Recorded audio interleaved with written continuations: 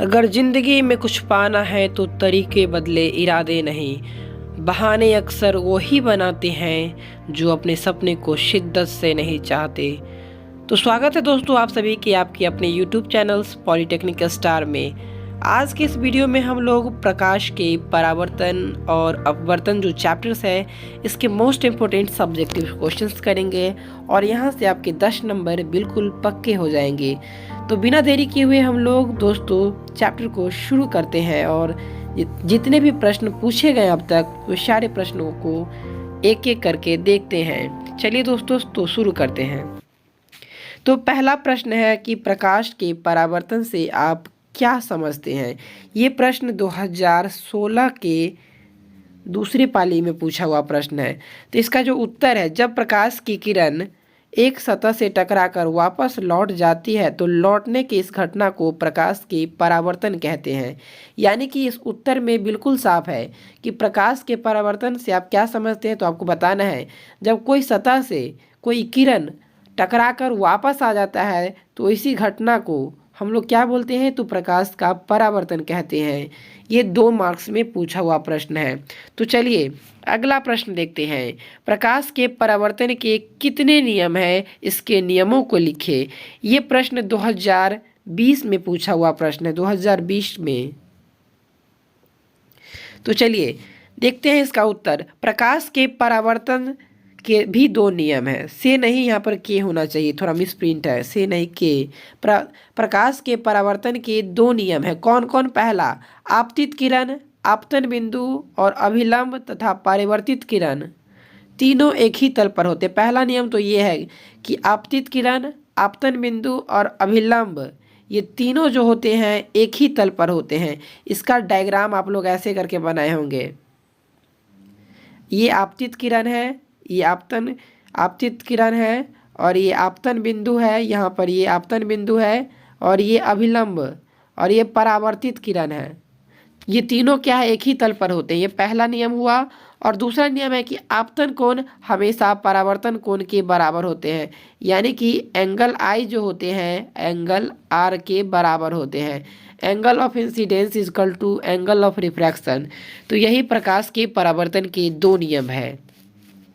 सबसे पहले पूछा गया था कि प्रकाश के परावर्तन के कितने नियम हैं। तो प्रकाश के परावर्तन के 2 नियम हैं और पहला नियम ये था और दूसरा नियम ये था। आशा करते आप लोग समझ गए होइएगा। अगर आप चैनल पे नए हो तो चैनल को सब्सक्राइब कर लीजिएगा, दोस्तों में शेयर कीजिएगा। व्हाट्सएप ग्रुप पे ज्वाइन नहीं है तो ज्वाइन हो जाइए और फ्री PDF नोट्स के लिए व्हाट्सएप ज्वाइन कर लीजिए। एग्जाम से पहले आपको पूरा हेल्प किया जाएगा। तीसरा प्रश्न है कि उत्तल लेंस को अभिसारी लेंस क्यों कहा जाता है। ये शायद 2017 के फर्स्ट सीटिंग में पूछा हुआ प्रश्न है। उत्तल लेंस को अभिसारी लेंस कहा जाता है। सबसे पहले ये लिखना है, देखिए क्वेश्चन है कि उत्तल लेंस को अभिसारी लेंस क्यों कहा जाता है। तो पहले ये लिखना है कि उत्तल लेंस को अभिसारी लेंस कहा जाता है क्योंकि ये आने वाली प्रकाश की किरणों को अभिसारित कर देता है। तो आपको देखिए कितना सिंपल जवाब है इसका कि अभिसारी लेंस इसलिए बोला जाता है क्योंकि उत्तल लेंस आने वाले किरण को, जो किरण आती है उसको क्या करता है, अभिसारित कर देता है। यानी एक जगह जमा कर देता है, एक ही जगह जमा कर देता है। इसलिए प्रकाश किरणों को अभिसारित करने के कारण उत्तल लेंस को अभिसारी लेंस कहा जाता है। यानी कि आप लोग समझ पा रहे होंगे कि उत्तल लेंस में जितने भी किरण एक साथ आते हैं वो एक जगह पर क्या होते हैं, अभिसारी हो जाते हैं, यानी कि कन्वर्ज कर जाते हैं, मिल जाते हैं। इसीलिए उसको हम लोग अभिसारी लेंस भी कहते हैं, उत्तल लेंस को। आशा करते हैं आप लोग समझ गए होइएगा। अगर समझ गए तो लाइक अवश्य कर दीजिएगा, इससे हमें मोटिवेशन मिलती है। चलिए चौथा प्रश्न को देखते हैं। बहुत ही ज़्यादा इंपॉर्टेंट प्रश्न है, ये न्यूमेरिकल प्रश्न है, कई बार पूछा गया है कि गोलीय दर्पण क्या है। एक गोलीय दर्पण की वक्रता त्रिज्या 20 सेंटीमीटर है तो इसकी फोकस दूरी क्या होगी। तो चलिए पहले इसका न्यूमेरिकल प्रश्न हम लोग सॉल्व करते हैं। इसकी वक्रता त्रिज्या यानी कि आर जो है 20 सेंटीमीटर दिया हुआ है। तो फोकस दूरी निकालना है तो इसका फार्मूला होता है, फोकस दूरी हम लोग को निकालना है क्या। तो फोकस दूरी का जो फार्मूला होता है F=R/2, ये आप लोग पढ़े होइएगा। तो आर का मान कितना दिया हुआ है, यानी कि वक्रता त्रिज्या 20 दिया हुआ है। तो 20 को 2 से भागा दीजिएगा तो क्या होगा, 10 सेंटीमीटर इसकी फोकस दूरी हो जाएगी। देखिए नीचे मैं बनाया भी हूँ, देखिए 20 को 2 से F=R/2, ये 10 सेंटीमीटर। अब देखिए पूछा गया कि गोलीय दर्पण क्या होता था। ऐसा दर्पण जिनका परावर्तन पृष्ठ गोलीय हो उसे हम लोग गोलीय दर्पण कहते हैं। तो आप लोग देखिए कितना आसान से जवाब मैंने लिखा है, और ये 2 नंबर का क्वेश्चन है, आया हुआ प्रश्न है कि गोलीय दर्पण किसको कहते हैं। तो सबसे आसानी में आपको जवाब देना है, मूर्ख भी जवाब दे दे कि जिनका परावर्तन पृष्ठ कैसा हो, गोलीय हो। कैसा हो? जिसका परावर्तन पृष्ठ गोलीय हो उसे हम लोग गोलीय दर्पण कहते हैं। यानी कि जहाँ से जो परावर्तन होता है वो पृष्ठ गोलीय होना चाहिए, उसी को हम लोग गोलीय दर्पण कहते हैं। और फोकस दूरी का ये फार्मूला आप लोग याद कर लीजिएगा, तो आप लोग से फोकस दूरी निकल जाएगा, F=R/2। चलिए, आशा करते हैं आप लोग समझ गए हैं। समझ गए तो वीडियो को लाइक जरूर कीजिएगा, इससे हमें मोटिवेशन मिलती है। 5वां प्रश्न को देखिए, प्रकाश का अपवर्तन क्या है, इसके नियमों को लिखें। तो सबसे पहले हमको ये पार्ट को जवाब देना कि प्रकाश की अपवर्तन क्या है। ये 2020 में पूछा हुआ प्रश्न है, शायद 2020 में। इस चैप्टर से ज़्यादातर प्रश्न इसी चैप्टर से आते हैं। तो 5वां प्रश्न है कि जब प्रकाश की किरण किसी एक माध्यम से दूसरे माध्यम में जाती है तो इन 2 माध्यमों को अलग करने वाले सतह पर किरण अपने पूर्व पथ से मुड़ जाता है। इसी घटना को प्रकाश को अपवर्तन कहते हैं। यानी कि बोला गया है कि जब प्रकाश की किरण एक माध्यम से दूसरे माध्यम में जाती है, यानी कि हवा से, हवा ये हवा है मानते हैं, ये हवा से पानी में आता है, तो पानी में आने के कारण क्या होता है कि मुड़ जाता है, ये मुड़ जाता है, नॉर्मल से अभिलंब से मुड़ जाता है। तो वही बोला गया। देखिए जब प्रकाश की किरण एक माध्यम से दूसरे माध्यम में जाती है तो इन 2 माध्यमों को अलग करने वाली सतह, और ये जो अलग करने वाली सतह थी यहाँ से ऐसे आया और यहाँ पर मुड़ गई, मानते हैं हवा से पानी में आया तो मुड़ जाता। अलग करने वाली सतह पर किरण अपने पूर्व पथ में मुड़ जाती है। इसी घटना को हम लोग क्या बोलते हैं, प्रकाश का अपवर्तन कहते हैं।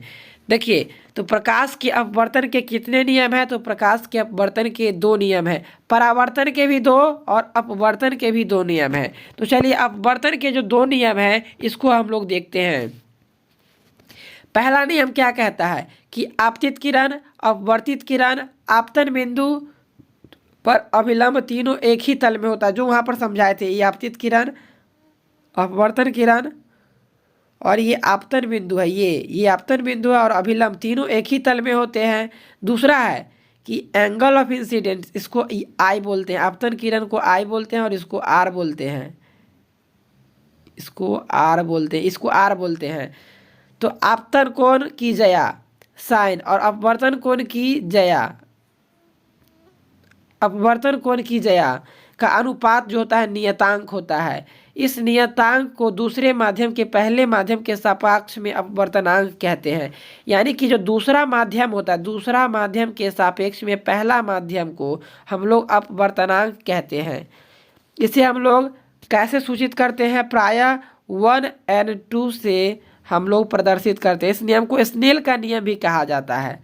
इसी नियम को हम लोग स्नेल का नियम कहते हैं। यानी कि दूसरे माध्यम के सापेक्ष में पहला माध्यम sine i by sine r, आपतन कोण जो जया होता है वो अपवर्तन कोण की जया का नियतांक होता है। ये तो इसको लिखा जाता है 1n2, यानी कि दूसरा के रिस्पेक्ट में, दूसरा के सापेक्ष में पहला। इसी को हम लोग स्नेल का नियम भी कहते हैं। आशा करते हैं आप लोग समझ गए होइएगा। चलिए 6ठा प्रश्न देखते हैं। वाहनों के अग्रदीप में किस दर्पण का प्रयोग होता है और क्यों होता है। देखिए क्यों होता है, तो ऑब्जेक्टिव में तो आपसे पूछेगा कि वाहन के अग्रदीप में कौन सा दर्पण होता है। तो इसका जवाब हम लोग देखते हैं। किसी भी वाहन, यहाँ पर लिखे हम लोग किसी कार के अग्रदीप में या कोई भी वाहन के अग्रदीप में अवतल दर्पण का बना होता है। अग्रदीप जो होता है वह कैसा, किस चीज़ से बना होता है, तो अवतल दर्पण का बना होता है। क्योंकि अवतल दर्पण से प्रकाश से शक्तिशाली किरण पुंज निकलता है जिसे किसी एक जगह पर फोकस किया जाता है।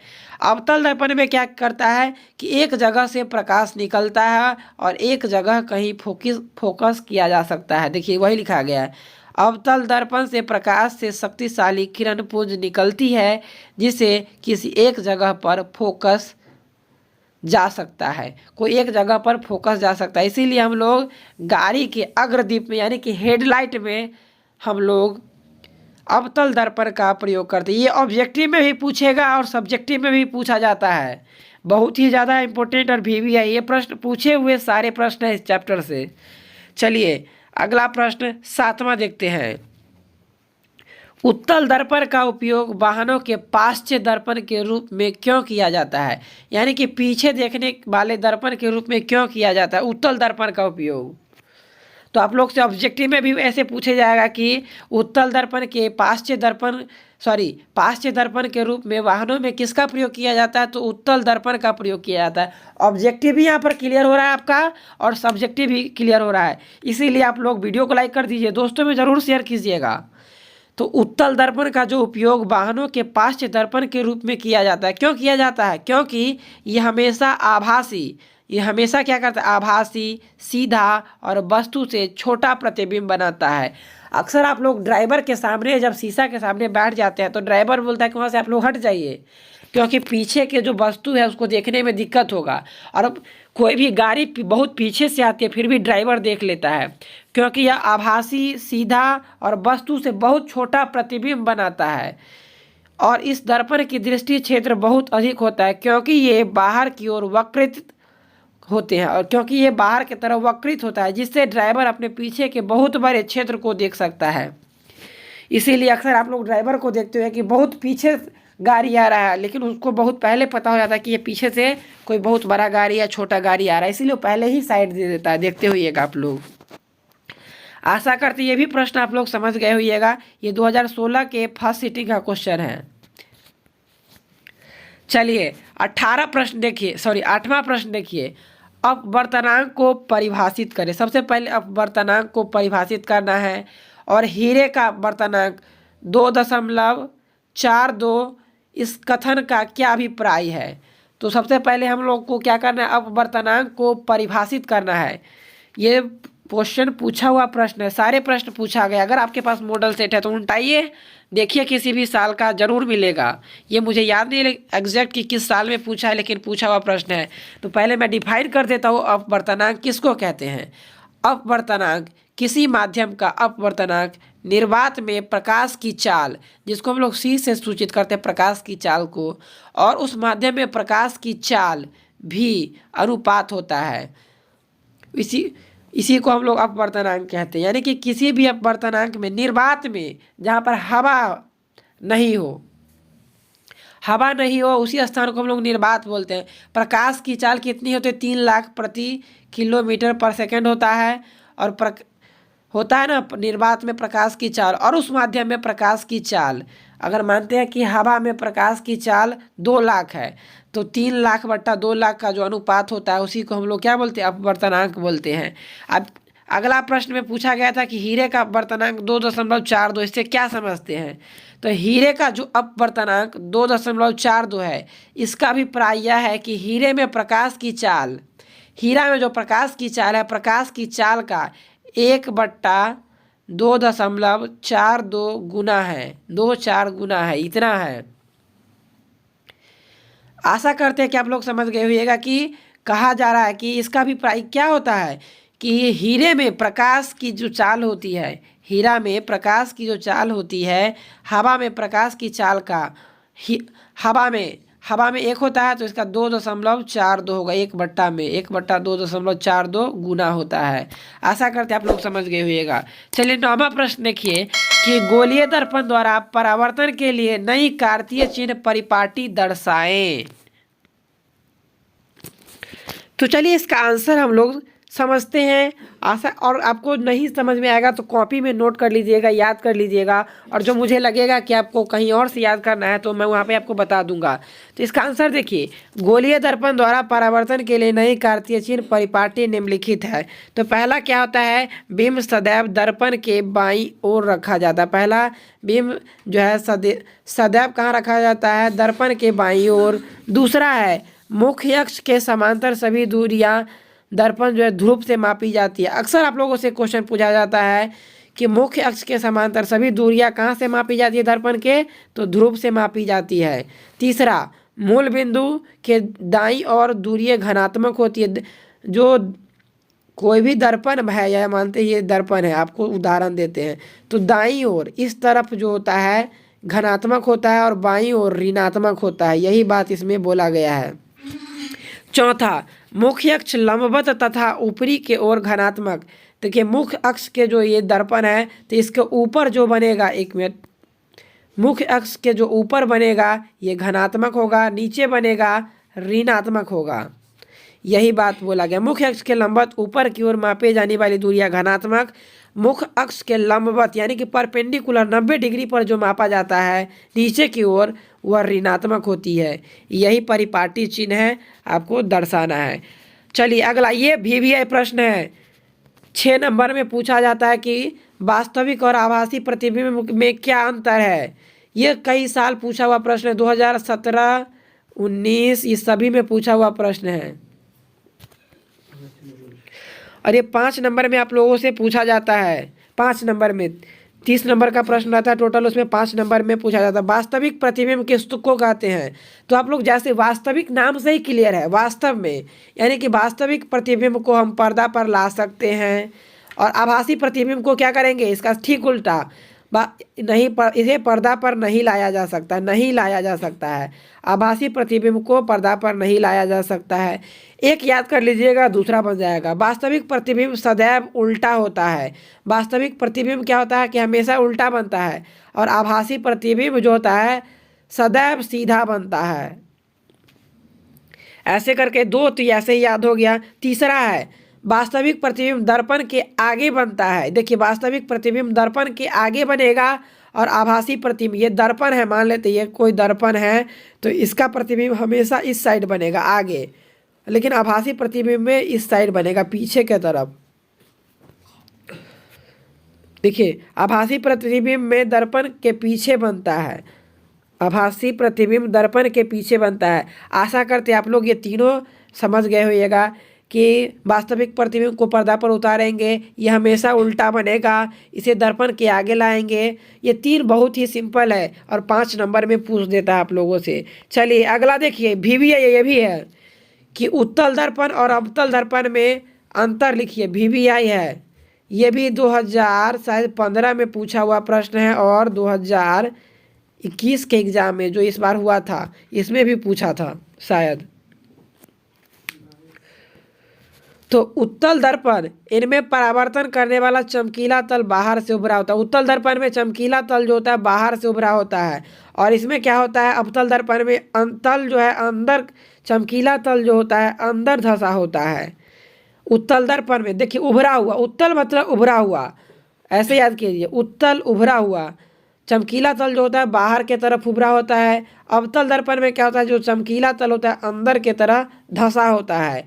अब देखिए उत्तल दर्पण का दूसरा क्या है, इनमें हमेशा आभासी प्रतिबिंब बनता है उत्तल दर्पण में, और अवतल दर्पण में क्या होता है, इनमें वास्तविक भी बनता है और आभासी, दोनों प्रकार का प्रतिबिंब बनता है।